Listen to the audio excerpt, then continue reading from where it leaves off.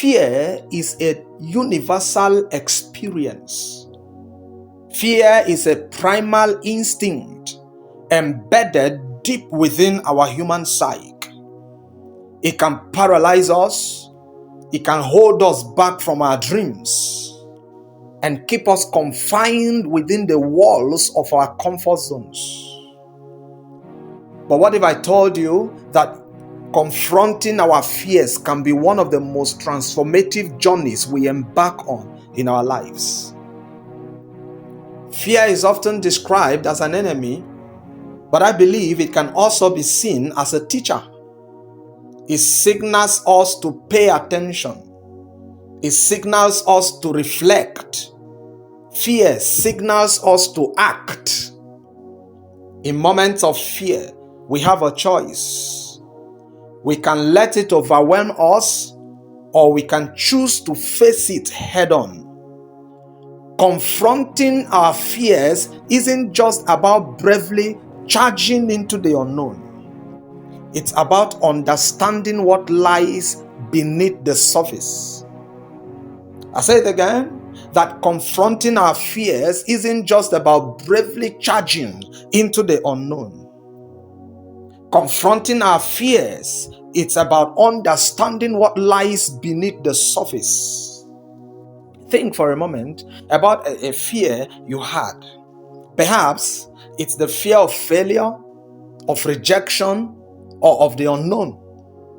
These fears often stem from our past experiences, from societal expectations, or even from the voices in our heads that tell us we are not good enough.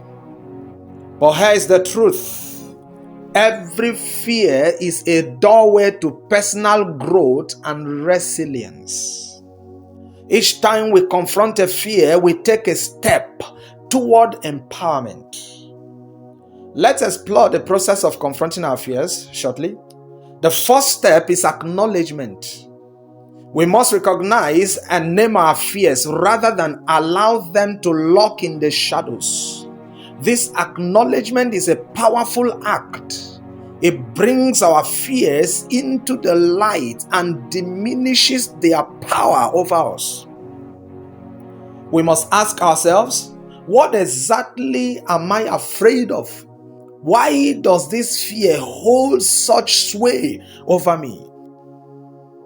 Once we've acknowledged our fears, the next step is to understand them. Fear often thrives on uncertainty. By dissecting our fears, we can strip them of their mystery. What is the worst that could happen? What evidence do we have to support this fear? In many cases, we find that our fears are exaggerated or unfounded. After understanding our fears, we move to the most crucial step, which is taking action. This can be the most daunting part of the journey. It requires courage to step into the arena, to challenge ourselves, to confront what we fear. But remember, courage is not the absence of fear. It is the determination to move forward despite fear. I say it again, that courage is not the absence of fear, but courage is the determination to move forward despite fear. Start small. Take incremental steps that push your boundaries. Each step will build your confidence and reduce the power of your fear. So don't even feel as if courage is an absence of fear. That those who are courageous, there is no existence of fear around them. Courage is simply the determination to move forward despite that magnified thing called fear. I always tell us to start small. Little beginning, the days of little beginning, the Bible says, should not be despised. So start small. Take incremental steps that push your boundaries. And I tell you, each step will build your confidence and reduce the power of fear. Moreover, we must learn to embrace failure. Failure is not the opposite of success. It is an integral part of the journey. Many of us fear failure so intensely that we never attempt anything new in life. But what if we redefine our relationship with failure? What if we viewed it as a stepping stone rather than a stumbling block? Each failure teaches us valuable lessons, shaping our paths and strengthening our resolve. Surround yourself with a support system. Share your fears with trusted friends, family, or mentors.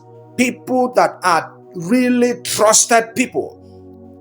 It could be family, it could be mentors, your spiritual fathers, whoever. It could be a friend. Surround yourself with supportive system.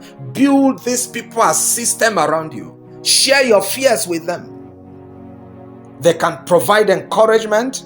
They can offer different perspectives and remind you that you are not alone in this struggle. This will give you ground. The act of voicing our fears can diminish their hold on us, turning a solitary battle into a collective journey. As we confront our fears, it's essential to practice self-compassion. Be kind to yourself during this process. Recognize that fear is a natural part of being human, and it's okay to feel afraid. Acknowledge your courage in facing it and celebrate your progress, no matter how small.